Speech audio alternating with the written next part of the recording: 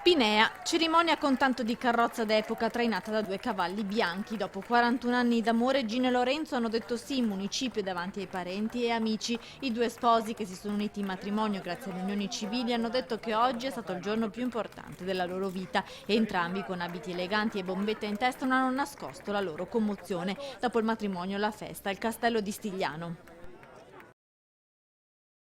Bibione, borse contraffatte nascoste sotto i tombini. Le hanno trovate gli agenti della polizia locale che hanno sequestrato complessivamente 80 accessori con marchi falsi, 25 portafogli e un centinaio di marchi in metallo contraffatti pronti per essere applicati alla merce da offrire ai turisti. I controlli hanno riguardato in particolare l'area della Pineta e di Lido del Sole. Contro il commercio abusivo Bibione schiera ogni anno 3 pattuglie lungo gli 11 chilometri di spiaggia.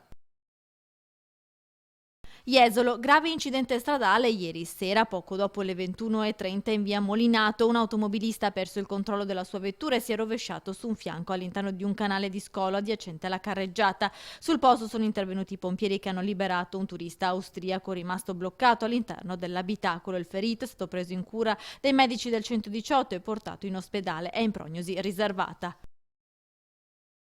Portogruaro, un 64enne di Sandona di Piave ha rischiato di soffocare dopo aver accidentalmente ingerito un osso di pollo. L'uomo si è presentato in ospedale a Portogruaro lamentando difficoltà a respirare e un forte dolore quando deglutiva. Dopo una prima diagnosi, l'uomo è stato subito trasferito al reparto di otorinolaringoiatria di Portogruaro, dove è stato sottoposto ad un intervento per rimuovere la causa del suo problema. La causa era un osso di pollo della lunghezza di circa 4 cm che si era incastrato nell'esofago.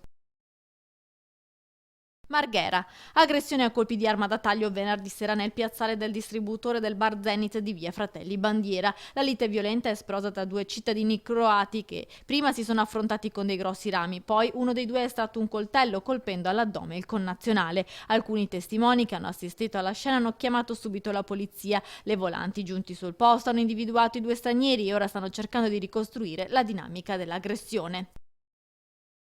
Venezia, con dichiarazioni fasulle si era riuscita a procurare i titoli professionali per svolgere il servizio di tassista, per poi entrare in possesso anche di un taxi e della relativa licenza. Nei guai è finito un 25enne a cui i carabinieri del nucleo Natanti hanno sequestrato la licenza e il taxi acqueo. Il ragazzo faceva il tassista senza avere le carte in regola e si era procurato il tutto comprando imbarcazione e documentazione da un altro collega, un 50enne veneziano, che a sua volta aveva prodotto documentazione falsa per evitare di pagare i debiti accumulati negli anni con alcuni cantieri nautici locali.